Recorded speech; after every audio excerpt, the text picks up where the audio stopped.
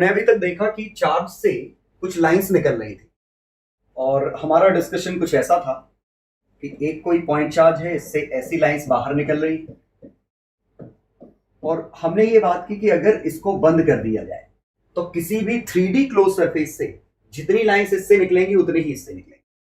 ठीक है, तो अब ये टोटल नंबर ऑफ लाइंस कितनी है, ये टोटल नंबर ऑफ लाइंस आखिरकार कितनी है, हमें ये पता करना है। ठीक है, तो ये पता करने के लिए हम क्या कर रहे हैं, इसमें एक सिमुलेशन खोलते हैं।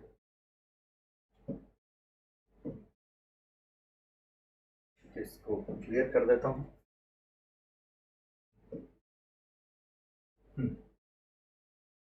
देखिए ये पॉइंट चार्ज है, इससे ये ढेर सारी लाइंस निकल रही है। क्लियर। अब मैं क्या कर रहा हूं कि यहां से ये मैंने कोई क्लोज सरफेस ली, तो जरा देखिए हर वो लाइन जो पॉइंट चार्ज से ओरिजिनेट हो रही है वो इस सरफेस को क्रॉस करते हुए निकल रही है।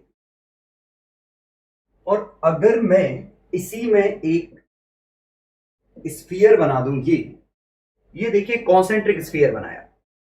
अब जरा इमेजिन करिए हर वो लाइन जो इनर वाले से निकली है, जो इस वाले से निकली है, वही लाइन इस वाले से निकली होगी। इस पे निकालना मुश्किल है क्योंकि सिमेट्री नहीं है, लेकिन शायद इस पे निकालना आसान है। अब जरा देखते हैं कि कितना निकलेगा। तो इसके लिए तो देखिएगा ये हमारा पॉइंट चार्ज था, यहां से ये डिस्टेंस r है, ये हमारा इलेक्ट्रिक फील्ड है। ठीक है, और जो इलेक्ट्रिक फील्ड वहां है वही इलेक्ट्रिक फील्ड यहां है। ई मैग्नीट्यूड सेम है, डायरेक्शन अलग अलग। यहां पे भी ई बिकॉज ऑफ सिमेट्री, यहां पे भी ई बिकॉज ऑफ सिमेट्री, हर जगह ई है। और अगर मैं यहां से किसी भी ds सरफेस से, ये ds सरफेस इस सरफेस से फ्लक्स निकालूं, ये सरफेस मेरी ds है, तो ds सरफेस और E आपस में पैरेलल है, तो यहां से फ्लक्स कितना निकलता, वो आता E ds, इसका डॉट प्रोडक्ट। लेकिन बड़ी अच्छी बात है, ये आया E का मॉड, ds का मॉड, और cos थीटा कितना है 1। और अब अगर मैं फ्लक्स निकालूं तो टोटल डी फाई का इंटीग्रेशन सीधे E इंटू ds के मॉड का integration, and E can be taken common. ध्यान दीजिए E वेक्टर वेरिएबल है, लेकिन रेडियस r पे मॉड कांस्टेंट है, तो E का मॉड बाहर निकल आया।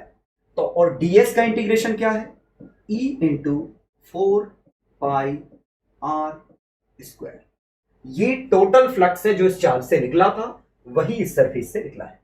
लेकिन बड़ी अच्छी बात है, E का मैग्नीट्यूड तो हमें पता है, Q by 4 pi epsilon r square into 4 pi r square, और ये बड़ा अच्छा बना Q by epsilon. Means total जो इस चार्ज से फ्लक्स निकला है वो Q बाय एप्सिलॉन है, ये r का फंक्शन नहीं है। और लॉजिकली बात सही है, r का फंक्शन होना भी नहीं चाहिए। ठीक है, तो अब मैं इसको इरेज कर देता हूं, तो हमारा आंसर टोटल फ्लक्स आया Q बाय एप्सिलॉन नॉट। ये जो जितनी लाइन निकली है सभी लाइंस इसके बराबर है, ये टोटल लाइंस है। रेडियस r पे डिपेंड क्यों नहीं किया, क्योंकि स्फीयर चाहे मैं इतना छोटा बनाऊं, चाहे इतना बड़ा, चाहे और बड़ा, सभी स्फीयर से हर वो लाइन जो चार्ज से पैदा हुई है क्रॉस करेगी। तो अब अच्छी बात है कि कितनी लाइंस क्रॉस करेंगी वो ये, और ये सिर्फ स्फीयर की बात नहीं है, किसी भी क्लोज सरफेस के लिए बात करें, बशर्ते वो चार्ज को इनक्लोज कर रहा। ठीक, हाँ, इसी में अगर मैंने सरफेस बाहर बना दी होती, यहां सरफेस ली होती, तो अब इमेजिन करिए जितनी लाइन अंदर आई उतनी लाइन बाहर निकल गई, तो इससे फ्लक्स जीरो है। लेकिन सरफेस यहां है तो यहां से सिर्फ लाइंस बाहर निकल रही है, तो इससे फ्लक्स नॉन जीरो है, और नॉन जीरो कितना, Q बाय एप्सिलॉन। ठीक है, तो ये हमारा इसमें छोटा सा डिस्कशन। तो उम्मीद है समझ में आ रहा होगा कि यहां सभी की सभी लाइंस जो एक से निकली है वही उससे बाहर है। चलो, तो ये हमने बात की कि किसी भी पॉइंट चार्ज से कितनी लाइन पैदा होती हैं, ये हमें मिल गया, और वही लाइन जो हर लाइन इससे पैदा हो रही है वो बाहर निकल। तो E डॉट ds का क्लोज इंटीग्रल मतलब टोटल फ्लक्स जो इससे निकला है वो Q बाय एप्सिलॉन आया। ठीक, अब जरा सोचिएगा कि ऐसे दो पॉइंट चार्ज होते, अब हम बनाते तो इनकी कुछ रिजल्टेंट लाइंस बनती।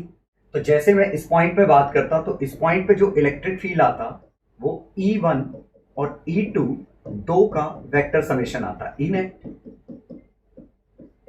और अगर मैं नेट फ्लक्स निकालता तो E नेट का डॉट ds बनता। इसको E नेट को सुपर पोजिशन के हिसाब से E1 अलग लिख सकता हूं, E2 अलग लिख सकता हूं। तो इस तरीके से ये भी हमारा दो अलग अलग में टूट जाएगा। और अब जरा समझिए E1 डॉट ds क्या है, इस Q1 से निकलने वाली total lines. E2 dot ds क्या है, Q2 से निकलने वाली टोटल लाइंस। तो ये Q1 plus Q2 by epsilon. अब जरा इसी में समझिए एक और होता Q3 होता तो यहां हमारा एक और आता E3, तो यहां एक और टर्म आता E3। लेकिन जरा सोचिए उस E3 का रोल यहां नहीं आएगा। क्यों? जब मैं इसकी वजह से लाइंस निकालूंगा तो हर वो लाइन जो अंदर आएगी बाहर निकल जाएगी। इसका मतलब फ्लक्स में रोल किसका आ रहा है, जो चार्जेस इस सरफेस के अंदर है।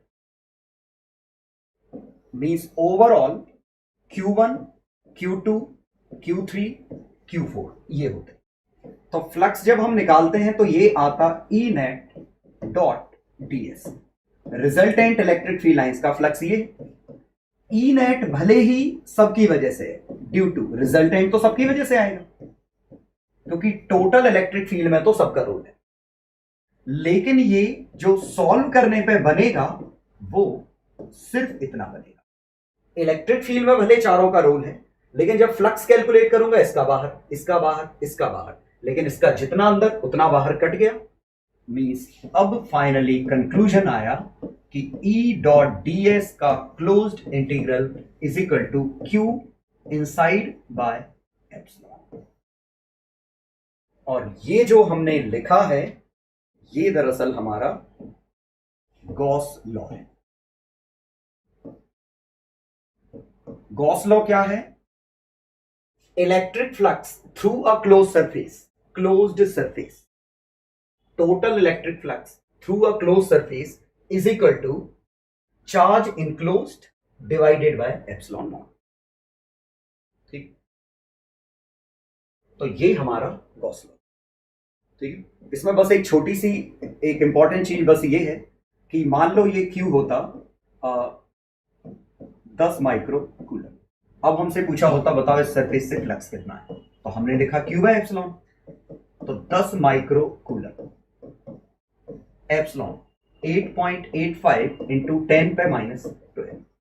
अगर ऐसे नहीं लिखना तो 1 बाय 4 पाई एप्सिलॉन 9 इंटू 10 पे 9 है।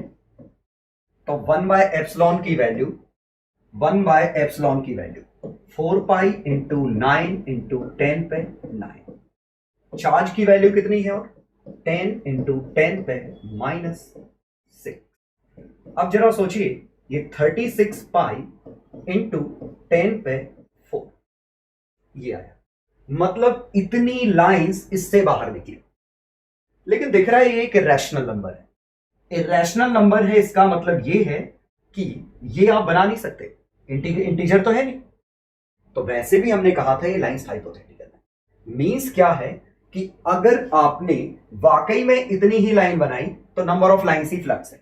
लेकिन मान लो आपने 10 पे 4 लाइंस बनाई, इतनी नहीं बनाई, तो इसका मतलब every line has 4 pi flux associated with it. देखिए लाइन बनानी इतनी थी, हमने बनाई 10 पे 4, इसका मतलब नंबर ऑफ लाइंस फ्लक्स नहीं है, नंबर ऑफ लाइंस का 4 पाई times 36 pi times, number of lines का 36 पाई टाइम्स फ्लक्स।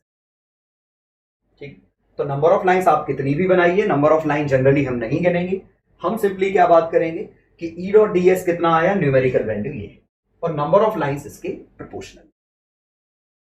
मींस जब आप दो चार्जेस की लाइंस एक साथ बनाते तब इसका रोल आता।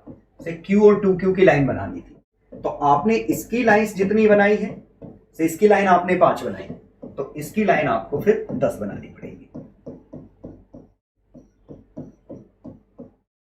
इसकी 10 बनाई तो उसकी 20 बनाई है। तो बस हम यहां ध्यान रखेंगे नंबर ऑफ लाइंस का जब हम कंबाइन करके बनाए। तो जैसे मान लीजिए इनकी कंबाइंड फील्ड बनानी होती, तो कंबाइंड फील्ड कुछ ऐसी बनती, थोड़ा मोड़ दो, ऐसी तो बनती। तो यहां हम लिख सकते हैं कि यहां से हम बता सकते हैं कि यहां से कितनी लाइन निकली, 5, यहां से कितनी लाइन निकली, 10। मतलब चार्जेस का ratio Q1 ratio Q2 5 ratio 10, ratio भर हमें पता चला। मैं बिल्कुल नहीं कह रहा हूं कि यहां से फ्लक्स 5 यूनिट है, यहां से फ्लक्स 10 यूनिट है, क्योंकि जरूरी नहीं नंबर ऑफ लाइन सीधे फ्लक्स को रिप्रेजेंट कर रही है, प्रोपोर्शनल है। ठीक, तो उम्मीद है अब आपको समझ में आया होगा फील्ड लाइन बनाते समय हमें किस चीज का ध्यान रखना होता है। इसीलिए जैसे मान लीजिए मैं फील्ड लाइन बनाता इस पे Q, इस पे 2Q, तो इससे जितनी लाइन बनती उसकी डबल लाइन यहां बनेगी। तो अगर मैंने यहां पे लाइंस बनाई 3 4 5 6 बाहर निकलनी है, तो यहां से 12 लाइन अंदर आएंगे, 5 6 7 8 9 10 11 12। लेकिन ये लाइंस अगर कंबाइंड बनाते तो ये लाइंस कुछ ऐसी होती, ये इधर जाता, ये लाइन ऐसी बनती, ये लाइन ऐसी बनती, ये लाइन शायद ऐसी बनती।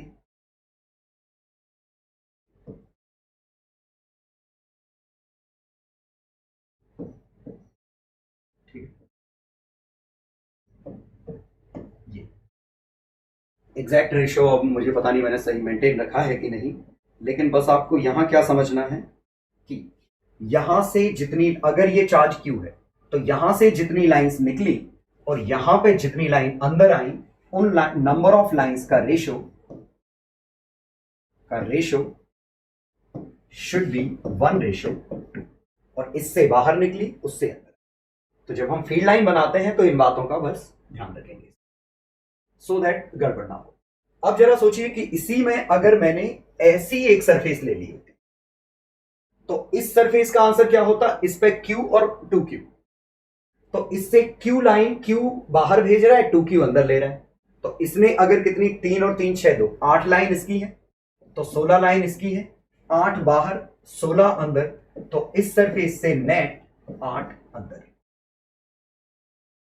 वंस अगेन फ्लक्स 8 नहीं है, फ्लक्स 8 के प्रोपोर्शनल है, इसका फ्लक्स -16 के प्रोपोर्शनल है, इसका फ्लक्स -8 के प्रोपोर्शनल। तो ये हमारा कंक्लूजन हुआ गॉस लॉ का। बहुत ही इंपॉर्टेंट लॉ है, E dot D S Q inside by epsilon. ये कब के लिए ट्रू है, जब हम क्लोज सरफेस की बात कर रहे हैं। अगर सरफेस क्लोज्ड है तो ये है, मतलब कैसे भी, जैसे मान लीजिए ये था और इसमें एक लाइन चार्ज है, मैंने कलर बड़ा गंदा चूज कर दिया, ये था। तो अब इससे अगर फ्लक्स निकालना होता, भले ही आड़ा टेढ़ा कुछ भी इलेक्ट्रिक फील्ड हो, फ्लक्स तो हम कह सकते हैं कि ये लेंथ अगर L है, ये लैम्डा है, तो flux Q inside by epsilon, और Q इनसाइड कितना है, लैम्डा L बाय एप्सिलॉन। तो इसकी फील्ड लाइन जो भी रही हो, टोटल फ्लक्स सॉल्व करने पे ही है। ये हमारा गॉस। हाँ, इसी में अगर मान लीजिए मैंने एक और चार्ज अंदर घुसा दिया Q, एक और चार्ज बाहर ले लिया Q डैश, ठीक है, और एक और चार्ज अंदर लिया Q डबल डैश, तो अब फ्लक्स पूछा होता, तो Q इन लैम्डा L, ये लैम्डा L अंदर था, एक Q अंदर है, और एक -Q डबल डैश अंदर है। बाहर वालों को लेने की जरूरत। ये इलेक्ट्रिक फील्ड के कैलकुलेशन में भले रोल प्ले करे, फ्लक्स में तो वही आएगा जो सरफेस के। ठीक है, तो शायद आप समझ पा रहे होंगे कि फ्लक्स की मीनिंग क्या थी और ये हमने फील कैसे।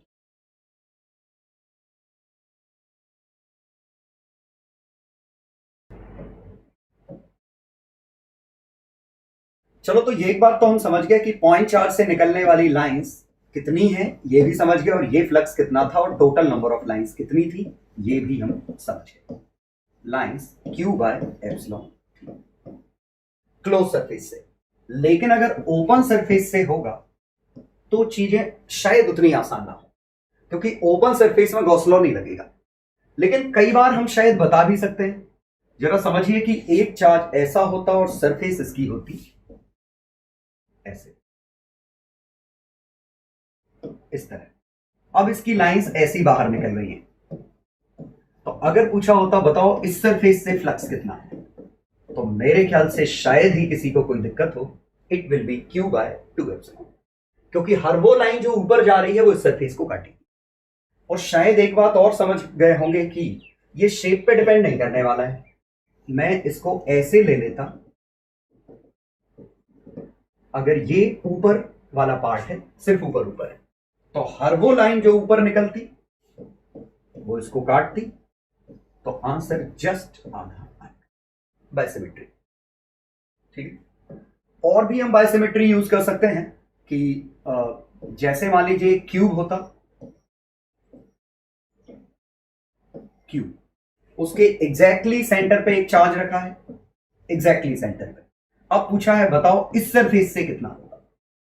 टोटल से तो हम क्या कह सकते हैं, जो इससे होगा वही सबसे होगा, और टोटल से Q बाय एप्सिलॉन है, तो इससे जो लाइन बाहर निकली है वो line Q by 6 epsilon.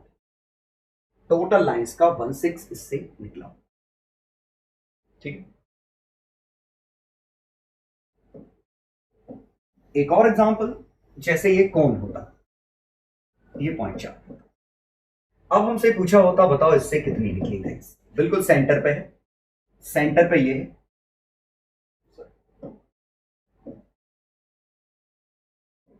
Centre पे चार्ज Q है, और लाइन पूछी होती, ये लेंथ L होती, ये रेडियस R होती, कितनी लाइन बाहर निकली। अब ये यहां से आप लाइंस बनाते, ऐसे बनाते, ऐसे बनाते, ऐसे बनाते, यही लाइन यहां बनाते,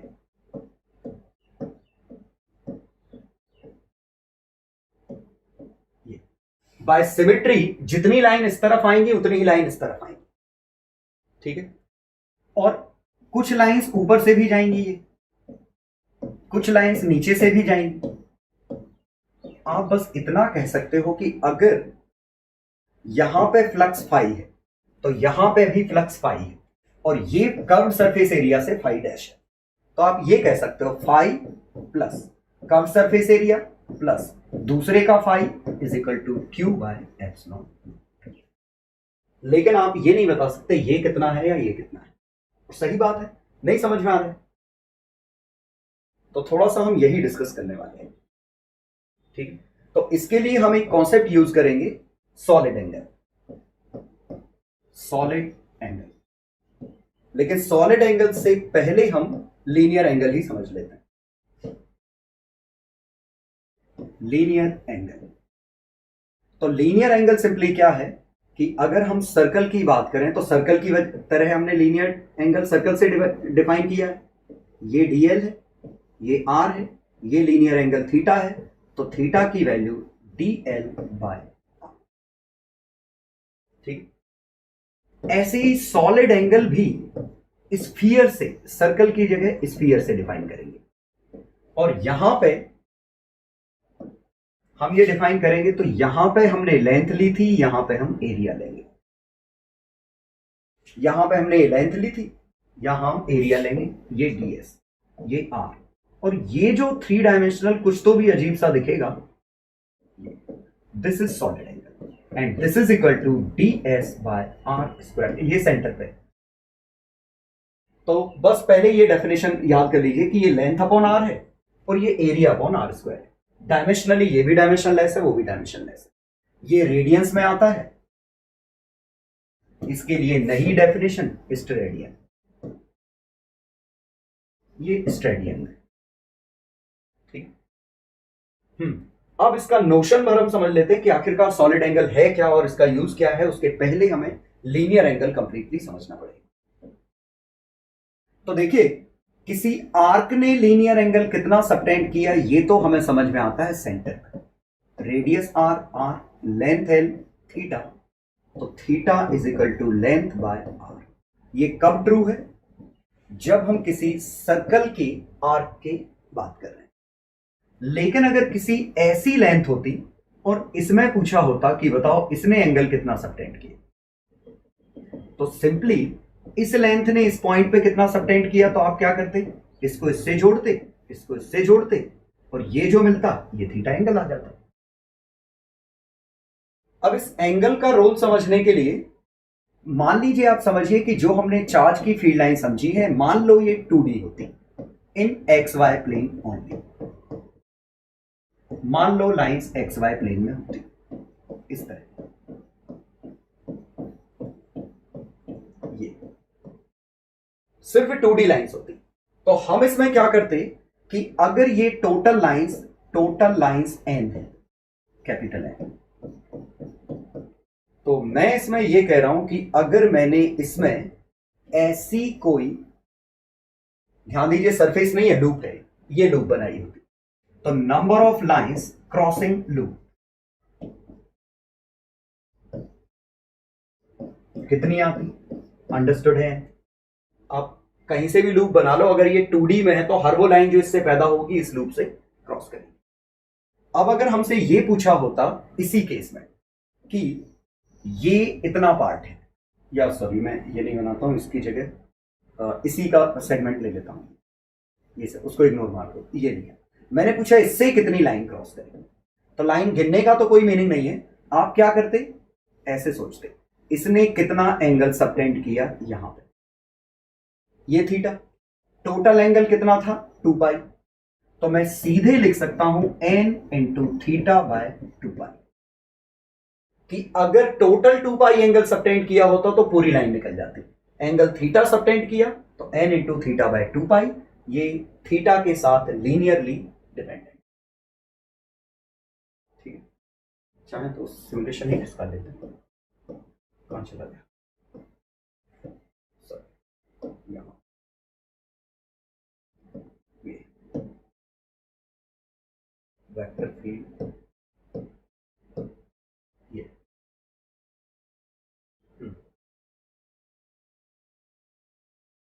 हाँ, तो देखिए इसमें अगर मुझे पूछा होता कि बताओ इससे फ्लक्स, इस लाइन से फ्लक्स कितना निकला, ये 2D है, तो हम सिंपली क्या करते?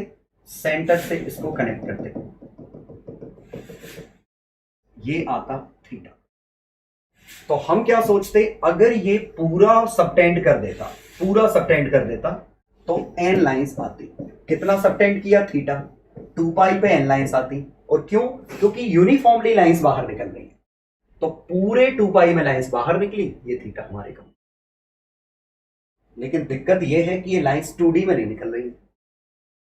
ठीक है, अगर 2D में निकल रही होती तो बिल्कुल ये फॉर्मूला सही था, और ये थीटा निकालने में तो दिमाग ही नहीं लगाना पड़ता।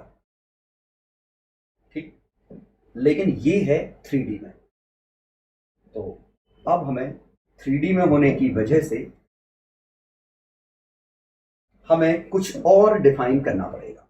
कुछ और क्या है वो समझिए कि ये लाइंस ऐसी 3D में बाहर निकली, 3 डायमेंशनल, तो अब हमें सॉलिड एंगल डिफाइन करना पड़ेगा, क्योंकि ये 3D में लाइंस बाहर निकल रही है। और सॉलिड एंगल का नोशन समझने के लिए हम फिर से सिमुलेशन ओपन करते हैं, यही वाला जो ओपन किया था, लेकिन मैंने सॉलिड एंगल एक्सप्लेन नहीं किया था, अब कर। अब जरा ये समझिए, ये सरफेस मैं हटा देता हूं, अभी फिलहाल ये भी हटा देता। तो देखिए ये लाइंस 3 डायमेंशनल निकल रही। अब मैंने इसमें क्या किया कि ये एक एलिमेंट्री कोन बनाया, ये एक कोन है, तो इस कोन में से कुछ लाइंस निकल रही थी। कोन का अगर मैं एंगल छोटा कर रहा हूं तो लाइंस कम आएंगी, एंगल बड़ा कर रहा हूं लाइंस ज्यादा आएंगी। और जो ही 180 करूंगा, एग्जैक्ट 180 तो नहीं हो रहा, जो ही 180 करूंगा तो शायद आप ये फील कर सकते हैं कि आधी लाइन इस कोन में से निकलेगी।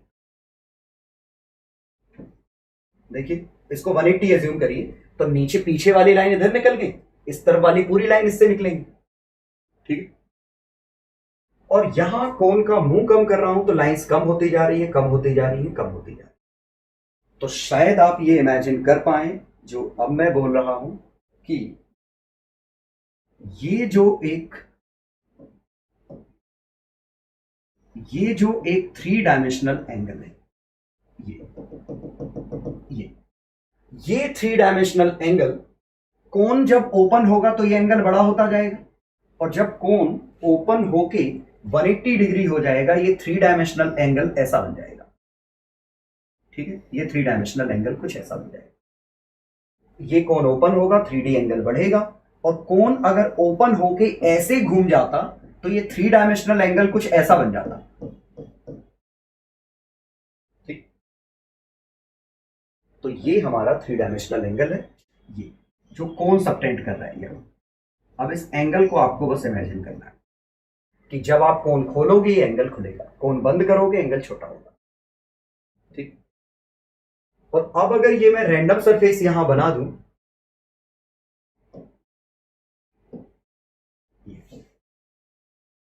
तो देखिएगा इस रैंडम सरफेस में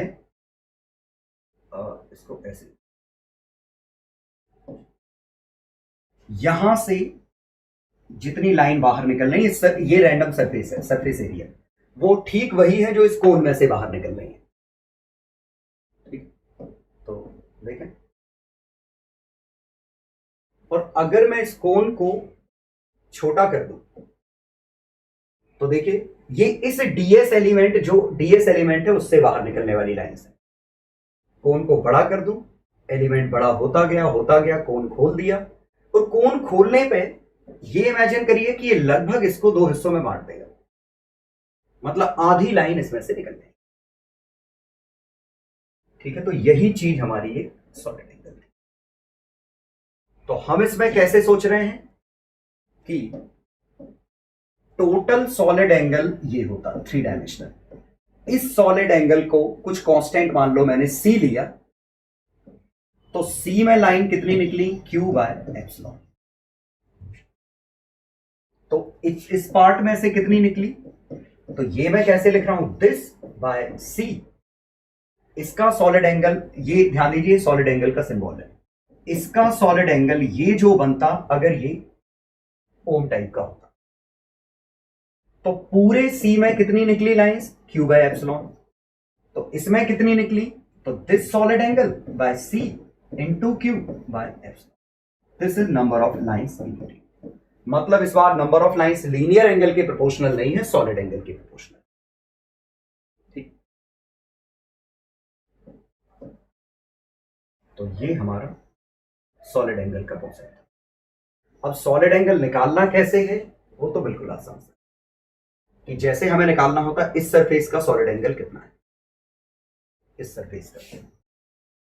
ठीक, तो हम क्या करते हैं, इस सरफेस का ये ds देखते, ये r देखते, ये ds, तो ds बाय r स्क्वायर ये हमारा इसका सॉलिड एंगल। चलो, तो अब हमें इस सॉलिड एंगल की वैल्यू निकालने के लिए ये मैं कोन खोलता गया, मान लो हमसे पूछा होता ये सॉलिड एंगल कितना है, तो ये तो समझ में आ रहा है ये जो भी सॉलिड एंगल है टोटल सॉलिड एंगल का आधा है। तो टोटल का अगर आंसर C है तो इसका C/2 है। अब टोटल सॉलिड एंगल कैसे निकालना, तो उसके लिए हम क्या करेंगे, इसकी जगह हम स्फीयर की मदद लेंगे। अब देखिए हम स्फीयर की मदद लेंगे इसके, क्योंकि सॉलिड एंगल की कैलकुलेशन तो यहां से भी वही होने वाले हैं। तो शायद अब आपको ये कोन में ये सॉलिड एंगल का कुछ मीनिंग समझ में आया होगा कि ये जो हमारा ds है, ये हमारा r है, ये हमारा r है, ये हमारा सॉलिड एंगल। ठीक, ds बाय r स्क्वायर, और टोटल सॉलिड एंगल चाहिए, तो ये हमारा ds बाय r स्क्वायर है। इसको ओपन करते जाओ, ds खुलता जाएगा, तो टोटल सॉलिड एंगल, इसका close integral 1/r square common ले सकता हूं, ds का क्लोज इंटीग्रल और टोटल सरफेस एरिया ये मिलके कितना बनेगा 4 pi R square by R square. मतलब ये 4 पाई हमारा टोटल सॉलिड एंगल है। तो ये स्फीयर से हमने निकाला। मींस अगर हमसे पूछा जाता इसी में कि अगर ये निकालना होता कि बताओ इससे लाइंस कितनी निकली, तो किसी तरीके से मैं ये सॉलिड एंगल निकाल लूं by 4 pi into Q by epsilon, कि टोटल 4 पाई सॉलिड एंगल से इतनी निकली, इस सॉलिड एंगल से इतनी निकली। तो लाइंस सॉलिड एंगल के प्रोपोर्शनल। अब रियलिटी ये है कि सॉलिड एंगल हम सबका नहीं निकाल पाएंगे क्योंकि बहुत ही गंदा होगा। तो सॉलिड एंगल हम बहुत ही एक स्पेसिफिक केस का निकाल पाएंगे, और किसका, कोन का। तो सॉलिड एंगल जो हमसे निकलेगा वो सिर्फ एक ही चीज का निकलेगा,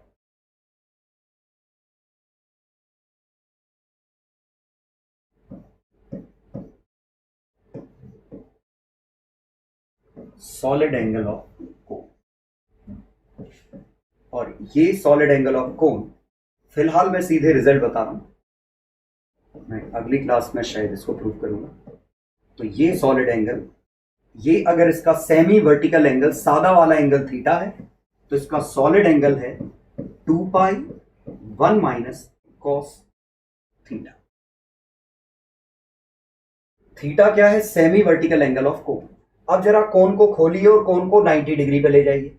जब कोन 90 डिग्री पे होगा ऐसा, तो ये सॉलिड एंगल बनेगा रफली, और ये टोटल का कोन ऐसे खुल गया, टोटल का आधा सॉलिड एंगल होगा। तो थीटा जब 90 रखेंगे तो आंसर 2 पाई आएगा, ठीक है। और थीटा 180 रखोगे, अगर थीटा आपने 180 रख दिया तो ये वाला एंड इधर खुल गया, ये वाला एंड इधर खुल गया, टोटल सॉलिड एंगल बन गया 180 पे ये -1, आंसर आया 4 पाई। तो इस तरीके से वेरीफाई हो रहा है, ठीक। तो ये फॉर्मूला एक छोटा सा याद रख लो, काम का है, ठीक है। चलो, तो अब हम सॉलिड एंगल में 2 चीजें समझ गए। एक तो किसी भी, जैसे ये था, इस पॉइंट पे अगर मैं ये सॉलिड एंगल निकालूं और इस सॉलिड एंगल को टोटल जोड़ दूं, तो ये जो टोटल सॉलिड एंगल है ये आएगा 4 पाई, ये टोटल सॉलिड एंगल। और दूसरी चीज हमने याद कर ली कि किसी कोन का ये सॉलिड एंगल कितना है। तो लीनियर एंगल अगर थीटा है, ये सॉलिड एंगल 2 पाई 1 माइनस कॉस थीटा। अब देखिए इस सॉलिड एंगल के इस पार्ट के अच्छे एप्लीकेशन है। तो पहला एप्लीकेशन आप देखिए कि कौन कौन सी चीज सॉलिड एंगल पे लीनियरली डिपेंड करती है। जैसे देखिएगा, ये एक स्फीयर होता, स्फीयर में आप सोचिए कि अगर आपसे कहा होता बताओ इस हिस्से का ये जो है कोन, ये कोन है और कोन के आगे कुछ पार्ट है। अब पूछा होता इसका टोटल वॉल्यूम कितना होगा, तो कोन का वॉल्यूम तो आप निकाल लेते, लेकिन बाकी हिस्से का वॉल्यूम, तो ये एंगल अगर थीटा होता, ये एंगल अगर थीटा होता, इसका टोटल वॉल्यूम चाहिए होता, तो वॉल्यूम हम कैसे निकालते इसका। तो हम क्या सोचते कि स्फीयर में volume is directly proportional to solid angle. Even शायद एक बात और समझ रहे हैं, curved surface area is directly proportional to solid angle. ये जो कर्व्ड सरफेस एरिया है ये भी सॉलिड एंगल के प्रोपोर्शनल है। ये तो हालांकि डेफिनेशन ही ds बाय आर स्क्वायर, तो ds is equal to R square times this. तो सरफेस एरिया इसके प्रोपोर्शनल है, वॉल्यूम भी इसके प्रोपोर्शनल है। क्यों? एरिया में लगभग इस डायमेंशन का मल्टीप्लाई होगा टाइप का, तो इसका वॉल्यूम आएगा। अब ये वाली डायमेंशन तो हमेशा याद है, तो वॉल्यूम सरफेस एरिया के प्रोपोर्शनल है, सॉलिड एंगल के प्रोपोर्शनल। तो अब अगर मुझे ये पूछा होता कि बताओ ये जो मैंने पार्ट लिया है ये, इसका कर्व्ड सरफेस एरिया कितना है, तो हम कैसे करते? बिल्कुल आसान, हम इसका सॉलिड एंगल ढूंढते कोन की मदद से। तो this upon 4 pi into 4 pi R square, ये आता कर्व्ड सरफेस एरिया। कि अगर टोटल सॉलिड एंगल 4 पाई होता तो 4 पाई आर स्क्वायर आता, ये इतना है, तो ये हमारा कर्व्ड सरफेस एरिया। सिमिलरली हमारा ओरिजिनल टारगेट वॉल्यूम निकालने का था,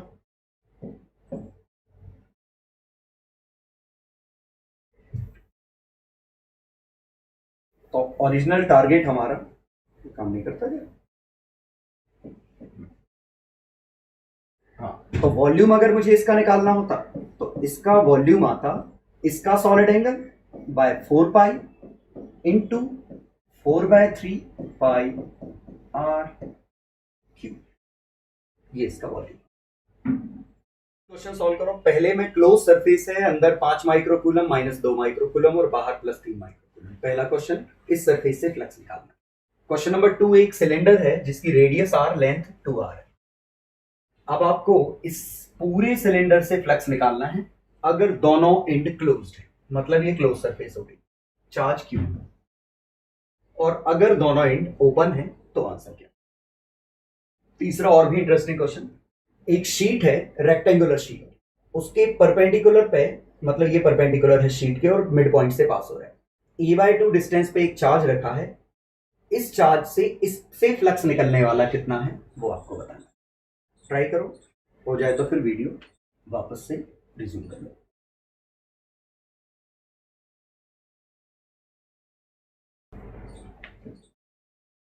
चलो तो सॉल्यूशन देखिए।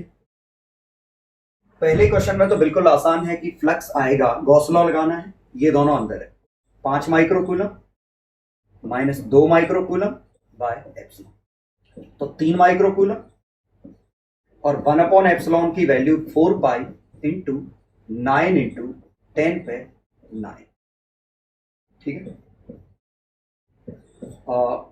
27 का 4 गुना 108,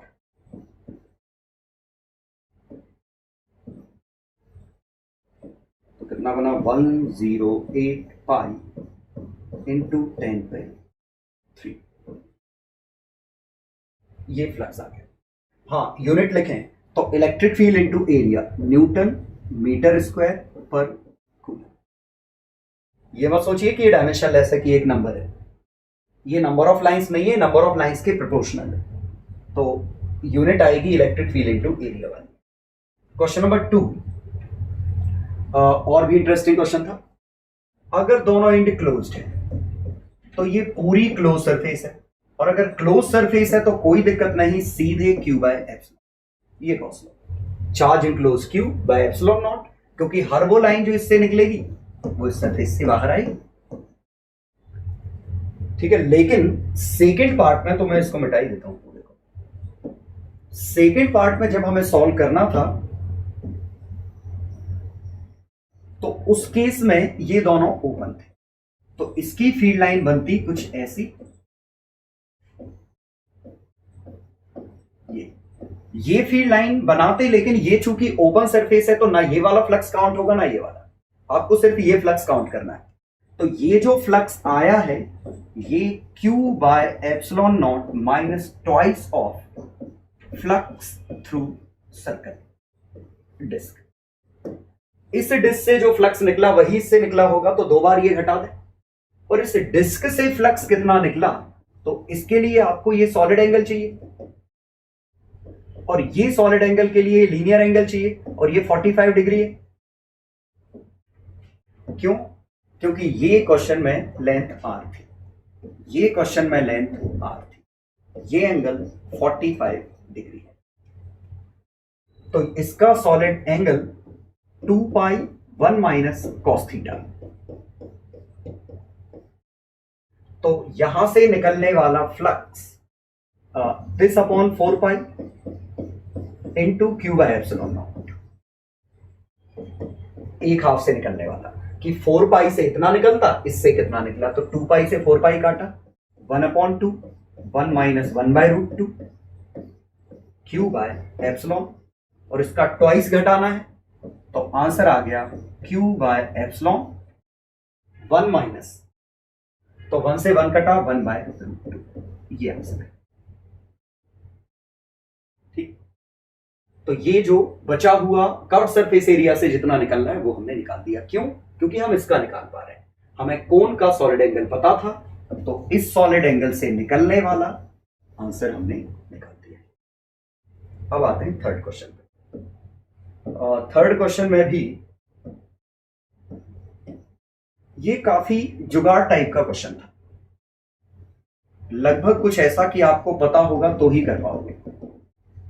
ये a/2 है। अब जरा देखिए, हमें इसका सॉलिड एंगल तो निकालना नहीं आता। सॉलिड एंगल तो हम सिर्फ कोण का ही निकाल पा रहे हैं। अब हमें इसका सॉलिड एंगल चाहिए, तभी तो ये लाइंस निकाल पाओगे। तो ये तो बहुत गंदा सा सॉलिड एंगल बनेगा। तो हम इसमें क्या जुगाड़ यूज कर रहे हैं कि ये हमारी एक सरफेस थी, ये चार्ज था, ये a/2 है, a और a। अब अगर मैं इसको a/2 का यहां पे एक सरफेस बना दूं, a/2 का यहां पे एक सरफेस, यहां मतलब सॉरी a लेना कहना चाहिए मुझे। सोचिए अगर मैं एक क्यूब कंप्लीट कर दूं, तो क्यूब कंप्लीट करूं तो चूंकि ये इस पे मिड पॉइंट पे है तो ऑटोमेटिकली क्या हो जाएगा, एक क्यूब है उसके मिड पॉइंट पे चार्ज है, ये बनेगा। और अगर मिड पॉइंट पे चार्ज है तो total flux q by epsilon not है, उसका 1/6 नीचे वाले से पास होगा। तो q बाय एप्सिलॉन का 1/6। तो शायद अब आप समझ गए होंगे कि हम इसका सॉलिड एंगल बता पाए कि ये जो गंदा सा बनता 3 डायमेंशनल फिगर, इसका सॉलिड एंगल 1/6 ऑफ टोटल, और उसी से टोटल फ्लक्स का 1/6। लॉजिक क्या था कि नीचे एक बेस था, ऐसे ही हमने 5 और रख दिए, तो क्यूब कंप्लीट हो गया और क्यूब के मिड पॉइंट पे है क्योंकि ये a/2 लिखा था।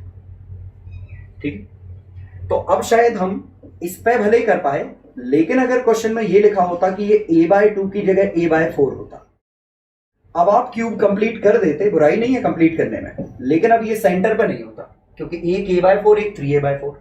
तो आप ये तो कह सकते थे कि फ्लक्स इससे ज्यादा आएगा। सोचिए, चार्ज को नीचे रखिए और ज्यादा लाइंस इससे क्रॉस होंगी, लेकिन कितना आएगा ये अब आप नहीं बता पाएंगे। ठीक है, तो जरूरी नहीं हम हर क्वेश्चन सॉल्व कर लें। तो उम्मीद है इस पूरे डिस्कशन से हम कुछ चीजें समझे हैं। पहला, फ्लक्स का मीनिंग क्या है।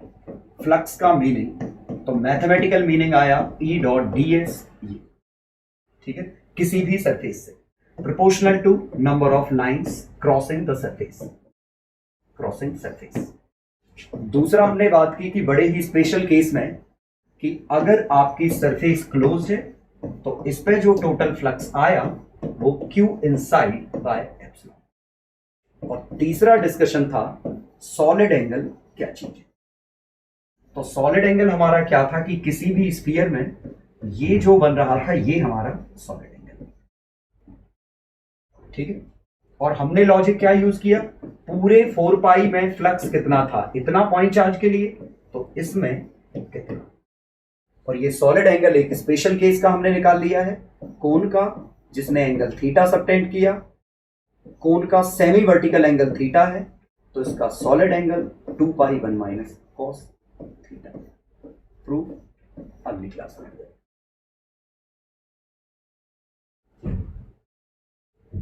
एक क्वेश्चन और दे रहा हूं, एक +q1 है एक -q2 है, दो चार्जेस हैं, यहां से लाइंस निकली, इस पे लाइन निकली। पहला निकालना है q1 और q2 का रेशियो क्या होगा। ठीक है, और सेकंड क्वेश्चन है कि उस रिजल्ट का q1 q2 का रेशियो आपको मिल चुका है, उसका यूज करके आपको बताना है, दिख रहा है अल्फा 60 डिग्री से तो कम है, लेकिन 60 डिग्री से कम है तो कितना कम है, मतलब अल्फा की वैल्यू एग्जैक्टली क्या है वो आपको बताना है। ठीक है, मतलब कॉन्सेप्ट वही सॉलिड एंगल का और फ्लक्स का कॉन्सेप्ट यूज करके दोनों को सॉल्व करना। ठीक है, इनके आंसर आपको डिस्कशन में मिलेंगे।